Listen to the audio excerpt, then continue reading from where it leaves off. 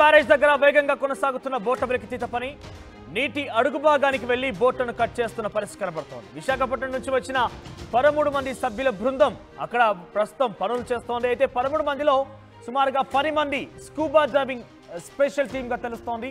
ఈ పడవలని 2 ముక్కలుగా కత్తిరించే పనిలో పడింది ఈ బృందం.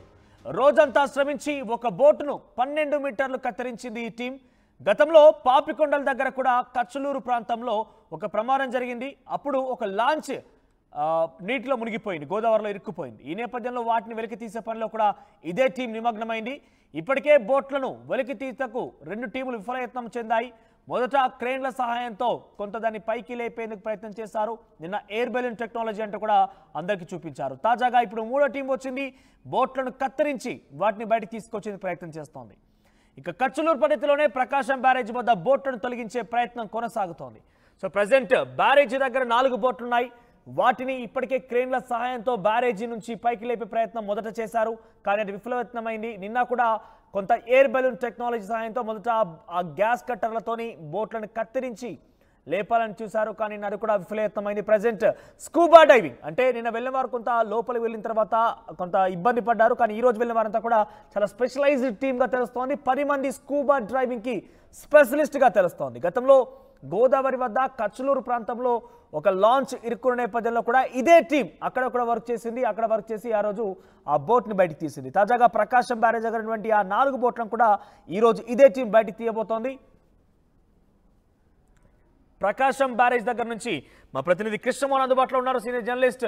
ఎస్ కృష్ణమోహన్ సార్, ఎటువంటి పనులు కొనసాగుతున్నాయి? ఇప్పటికే 2 టీం విఫలయత్నం అయ్యాయి. సో 3వ టీం ఎటువంటి పనులు చేపట్టబోతోంది? ఇది సక్సెస్ అవుతుందా? ఎస్ మనోజ్, డెఫినెట్గా సాధ్యమైనంత వరకు ఈరోజు రేపటి లోపల ఈ బోట్లను వెలికి తీసే ప్రక్రియ అయితే పూర్తి చేస్తామని అధికారులు ఆ దిశగానే నిన్నటి నుంచి కూడా విశ్వ ప్రయత్నం అయితే చేస్తున్నారు. ఇప్పటికే 2 టీంలతో పాటు 3వ టీం కూడా రంగంలో దిగిన పరిస్థితి అయితే మనం చూస్తున్నాం. అయితే అధికారులు మనం కానీ చూసుకుంటే ఇక్కడ పూర్తి స్థాయిగా ఒకసారి మీకు ఆడ వెల్డింగ్తో చేసి కట్లు ఏ విధంగా చేస్తున్నారు ప్రయత్నం కూడా నేను మీకు చూపించే ప్రయత్నం అయితే చేస్తున్నాను.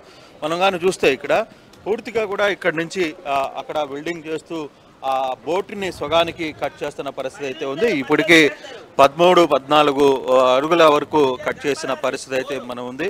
సో దాన్ని పూర్తిగా కూడా దాన్ని కట్ చేసే ప్రయత్నం అయితే చేస్తున్నారు. దాన్ని కట్ చేసిన తర్వాత బోటుని సొగానికి కట్ చేసిన తర్వాత మరోసారి ఆ బోటుని బయటికి లాగే ప్రయత్నం అయితే జరుగుతుంది. కానీ ఆ ప్రయత్నం ఎంతవరకు వర్కౌట్ అవుతుంది అనేది చూడాలి. అంటే ఇప్పటికే ఎంత లోతున ఉంది, ఇప్పటికీ 40,000 క్యూసెక్ల నీళ్లు బయటికి వస్తున్న పరిస్థితి అయితే ప్రవాహం వస్తూ ఉంది. ఇన్ఫ్లో చాలా వరకు కూడా ఇన్ఫ్లో తగ్గిన పరిస్థితి కాబట్టి పనులకి పెద్దగా ఆటంకాలు అయితే లేవు అనేది సాధ్యమైనంత త్వరగా మేము ఈ వ్యవహారాన్ని బహుశా ఈరోజు రేపటి లోపల పూర్తి చేస్తామని చెప్పి చెప్తున్నప్పటికీ మరోవైపు కేంద్ర బృందం కూడా మరి కాసేపట్లో ఇదే ప్రకాశం బ్యారేజ్కి చేరుకునే ప్రయత్నం అయితే చేస్తుంది. బృందం కూడా ఇక్కడికి చేరుకున్న ప్రయత్నం కూడా వచ్చింది. వాళ్ళు కూడా ఇక్కడికి వచ్చి ఆ వ్యవహారాన్ని మొత్తం కూడా చూస్తున్నారు.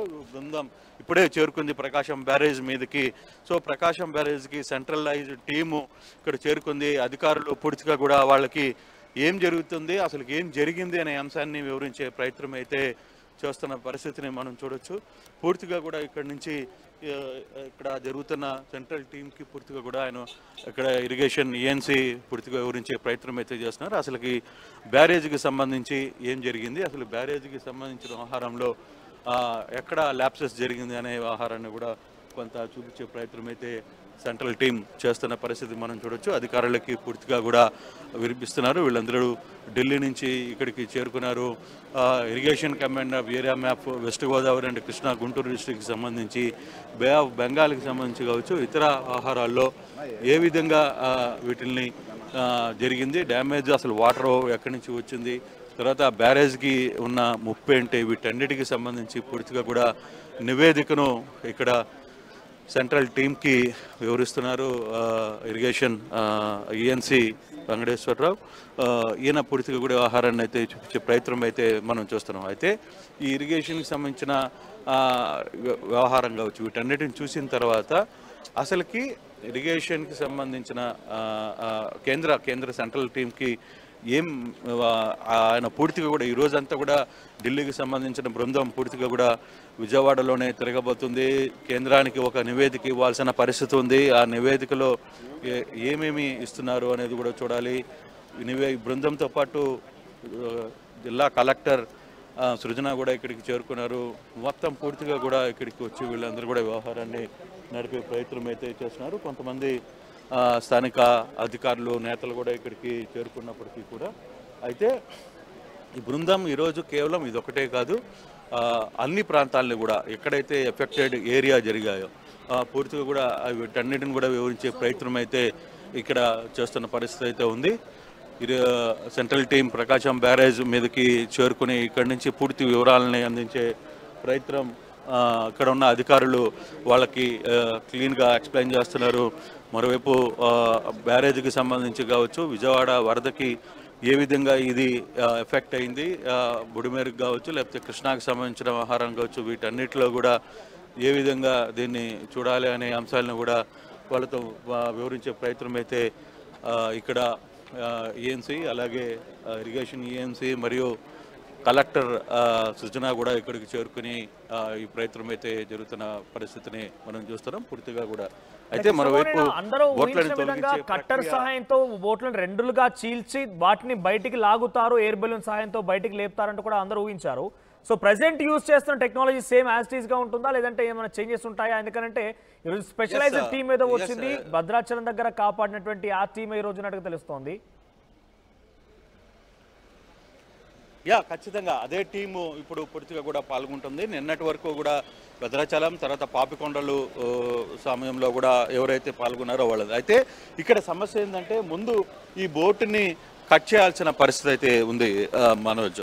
ఇది పూర్తిగా కూడా కట్ అయిన తర్వాతనే దీన్ని బయటికి తీయాలి. ఇప్పటికే దాదాపుగా సగానికి కట్ చేసే ప్రయత్నం అయితే చేస్తున్నారు. దానికి సంబంధించిన సిచ్యువేషన్ దీనికి పూర్తిగా కూడా ఆ ప్రయత్నం అయితే చాలా ముమ్మరంగా జరుగుతుంది. మనం చూడొచ్చు చాలా ముమ్మరంగా ఈ ప్రయత్నాన్ని అయితే చేస్తున్నారు. ఎక్కడికక్కడగా ముక్కలుగా చేసి ఆ వెల్డింగ్ చేసి ఆ బోటుని ఒకవైపు మనకు ఆడ బుడగలు వస్తున్న ప్రాంతంలో కింద కూడా ఒక టీం లోపల నీళ్ళల్లో బెలూన్స్ దాంతో దాన్ని కట్ చేసే ప్రయత్నం కూడా జరుగుతుంది.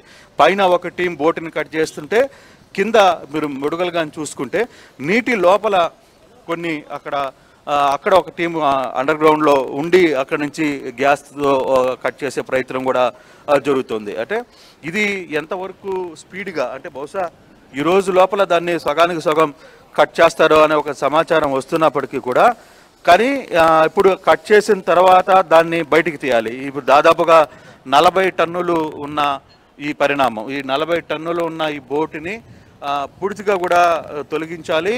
ఇది ఈ సాయంత్రానికి వచ్చే పరిస్థితి అయితే ఉంటుందని భావిస్తున్నారు. కానీ అది ఈరోజు సాయంత్రానికి వీలవుతుందా లేదా అనేది కూడా చూడాల్సిన పరిస్థితి అయితే ఉంది. అంటే ఒక్క బోట్ కట్ చేయడానికి ఎంత సమయం పట్టే అవకాశం ఉంది? చాలా మంది అక్కడ డిప్లాయ్ ఉన్నారు, టీం మొత్తం కూడా అదే వర్క్ చేస్తుంది. బోట్ కట్ చేయడానికి ఎంత సమయం పట్టే అవకాశం కనబడుతుంది? అంటే దాదాపుగా ఒక బోటుకి ఒక రోజు పట్టే పరిస్థితి అయితే ఉంది. అంటే ముందు ఈ బోటుని కానీ ఇప్పుడు అడ్డంగా ఉన్న ఇప్పుడు ఏదైతే మనం చూసామో ఆ బోటుని కానీ కొంత కట్ చేసి ఒక భాగాన్ని విడదీస్తే అప్పుడు మిగతా బోటుకి నుంచి కొంత బయటికి లాగేందుకు ప్రయత్నం జరగచ్చు అనేది కొంత సమాచారం ఉంది. ఆ దిశగా ఒక బోటుని బయటికి తీసే ప్రయత్నం అయితే చేస్తున్నారు. మరోవైపు మనం చూసుకుంటే ఇప్పటికే ఇక్కడున్న నిన్న కొట్టుకుని వచ్చిన బోట్లలో ఒక బోటు అవతల ప్రాంతానికి కొట్టుకుని వచ్చేసిన పరిస్థితి కూడా చూడొచ్చు. అది నీళ్లు తగ్గాయి కాబట్టి ఈరోజు బయటికి చాలా స్పష్టంగా కనపడుతోంది కూడా ఆ బోటు. అంటే దిగువ ప్రాంతానికి ఈ బోటు కూడా ఇక్కడికి కొట్టుకొని వచ్చిన పరిస్థితి అయితే ఉంది. గతంలో కూడా ఇది గేట్ల మధ్య ఎరుకున్నప్పుడు బై ఫోర్స్లో దాన్ని లాగి పక్కకు వదిలారు. ఇప్పుడు అది ఆ ప్రాంతానికి అలాగే ఉంది. ఆ బోటుని బయటికి కూడా తీయలేదు. గతంలో జరిగిన ఆ బోట్లప్పుడు కూడా అది ఆ విధంగానే నిలబడిపోయిన పరిస్థితి. ఇప్పుడు ఈ బోటుని ఎలా తొలగిస్తారనే అంశాన్ని మీదనే ఇప్పుడు పెద్ద చర్చ జరుగుతోంది. మరోవైపు కేంద్ర టీం కూడా ఇదే వ్యవహారానికి సంబంధించి ముందుకు వచ్చారు. వాళ్ళందరూ కూడా ఇప్పుడు ప్రకాశం బ్యారేజ్ మీద